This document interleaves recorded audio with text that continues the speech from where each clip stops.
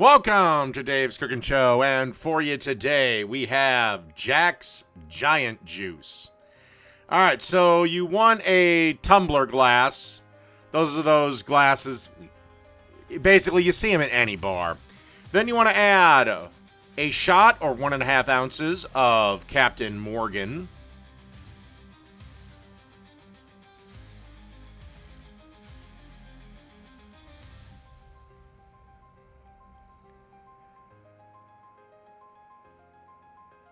Then you want to add a half a shot or 0.75 ounces of Blue Curaçao. You'll find that in the liqueur section of your liquor store.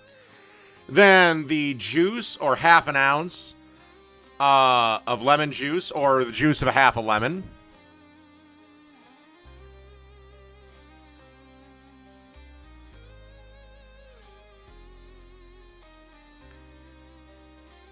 And finally, last ingredient, 2 ounces of pineapple juice, or if you want it a little stronger, just go with 1.5 ounces. Give it a little stir, and that's it. Jack's Giant Juice. Done.